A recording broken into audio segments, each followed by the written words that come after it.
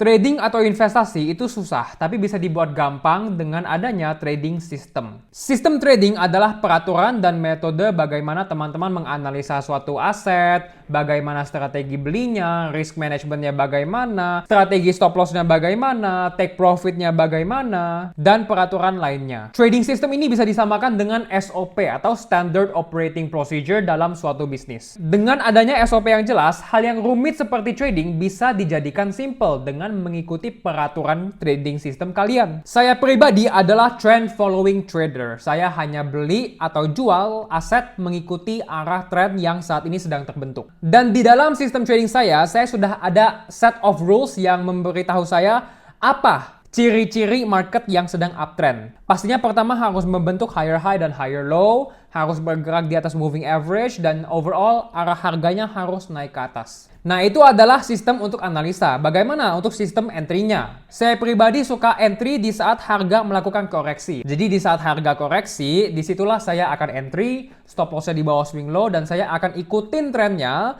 sampai trennya patah. Atau sampai trennya masuk fase tua ya. Nah, tetapi apa kriteria yang menandakan kalau tren ini sudah tua? Apa kriteria yang menandakan kalau tren ini sudah patah? Apa kriteria yang menandakan kalau tren ini masih bisa naik lagi? Itu semua teman-teman harus tulis di trading system kalian. Kalian harus paham metode trading kalian dan kalian harus membuat step by step proses supaya trading kalian bisa menjadi gampang. Jika teman-teman sudah ada trading system yang jelas, jika teman-teman sudah ada peraturan trading yang jelas, maka kesalahan newbie seperti greed ya, atau FOMO, atau beli di pucuk, atau sell terlalu cepat, atau beli terlalu tinggi, beli terlalu rendah, semua kesalahan newbie itu akan hilang asalkan teman-teman ikuti trading system kalian semua. Tapi yang lebih penting lagi daripada memiliki trading system adalah risk management. Prioritas nomor satu seorang trader atau investor itu bukan menghasilkan keuntungan, tapi untuk menjaga modal kita. Cut loss itu bukan membuat kalian rugi. Cut loss itu adalah aksi untuk mencegah kerugian kecil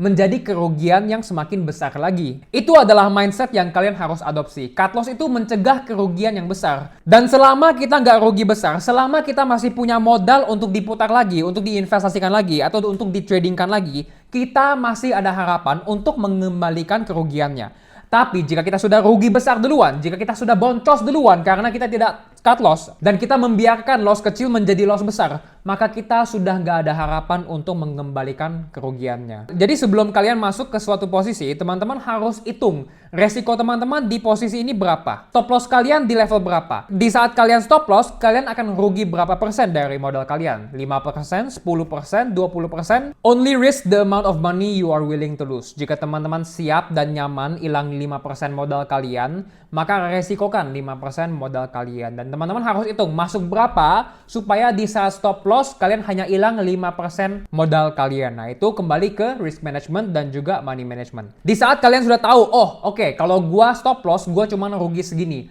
maka teman-teman gak akan emosional di saat kerugiannya terrealisasi. Teman-teman gak akan emosional di saat teman-teman stop loss, dan trading akan menjadi sangat-sangat membebaskan. Karena kita sudah tahu dari awal kerugian kita berapa di saat stop loss kita kena hit. Setelah kita entry posisi kita tidak bisa kendalikan harga akan naik atau turun. Kita tidak bisa kendalikan market, kita tidak bisa kendalikan arah harga ke depannya akan kemana. Kita tidak bisa kendalikan berita apa yang keluar, kita tidak bisa kendalikan market maker mau bawa market ini kemana. Kita nggak bisa atur kondisi makro, kita nggak bisa atur kondisi politik, tapi kita bisa atur money management kita. Kita bisa atur apa yang kita beli. Entry di harga berapa, stop loss di berapa, take profit di berapa lama kita mau holding posisi kita. Jangan fokus kepada hal yang kita tidak bisa atur, hanya fokus kepada hal yang kita bisa atur. Jangan pasang target profit, karena dengan memasang target profit, kalian asumsi kalau kalian tahu harga akan top di mana. Dan hasilnya, kalian akan jual terlalu cepat atau terlalu lambat. Jika target kalian terlalu rendah, teman-teman bisa jual terlalu cepat lalu harga lanjut terbang. Jika target kalian terlalu jauh, maka kalian bisa tunggu lama banget dan kalian buta. Ini tren udah reversal, tapi kalian nggak mau jual karena targetnya belum hit. Dan apa yang terjadi? Trennya reversal, dari bullish jadi bearish. Kalian gak mau sell dan jadi tadinya profit malah jadi loss. 90% trader pasti rugi dalam jangka panjang di financial markets. Tapi kalian tahu nggak? Kalau 100% orang yang main long term investing ya, itu pasti akan berhasil menghasilkan profit di market. Pastinya asalkan teman-teman invest kepada instrumen yang tepat. Kalau kalian passive investing atau long term holding di Bitcoin atau Nasdaq Stock Index, S&P 500 Stock Index, kemungkinan besar teman-teman akan berhasil memperoleh keuntungan karena investing ya, buy and hold itu jauh lebih gampang daripada trading atau coba timing the market. Yang membuat trading susah itu dua hal, karena satu, kita tidak bisa timing the market, dan kedua, karena mayoritas orang nggak bisa jaga psikologi mereka. Jika teman-teman sudah capek scalping, buy sell, jika teman-teman sudah capek rugi di trading, mungkin it is time untuk teman-teman coba long term investing aja. Pegang Bitcoin 10 tahun ke depan juga teman-teman akan mendapatkan maybe 30%, 40% per tahun. Dan itu juga very good loh. Gak banyak day trader yang bisa dapat 30%, 40% per tahun. Dan mereka day trading tiap hari. Mereka pantau harga tiap jam, buy sell. Tapi teman-teman cukup buy and hold Bitcoin, teman-teman bisa dapat 30% per tahun. Itu sudah sangat-sangat bagus. Gak nguras tenaga, gak makan waktu, gak kena mental, tapi cuannya melebihi day trading. Trading dan investasi itu juga menurut saya karir dengan wealth ceiling paling tinggi ya.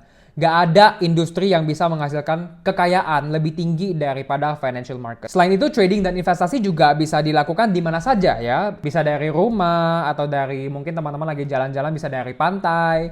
Maka menurut saya ini juga karir yang paling bagus untuk ibu rumah tangga. Karena ibu rumah tangga kan mostly harus di rumah ya, masak atau bersihin rumah atau jemput anak sekolah. Dan karena investasi atau trading apalagi mainnya long term itu bisa dilakukan di mana saja dan juga nggak terlalu makan waktu yang banyak ya. Ini adalah karir yang sangat cocok untuk ibu rumah tangga. Kunci kesuksesan di semua bidang itu sebenarnya cuma satu, yaitu adalah kegigihan. Tidak berhenti di saat kita rugi. Terus belajar di saat kita stop loss. Terus maju dan belajar padahal kita nggak ada hasil selama 6 bulan atau 1 tahun. Selama kalian tidak menyerah, kalian tidak akan pernah gagal. Dan kegagalan itu bukan kebalikan kesuksesan. Tapi kegagalan itu adalah proses untuk menuju kesuksesan. Nikmati prosesnya, terus belajar, terus semangat. Dan saya percaya kalian semua yang nonton video ini pasti akan kaya dari market.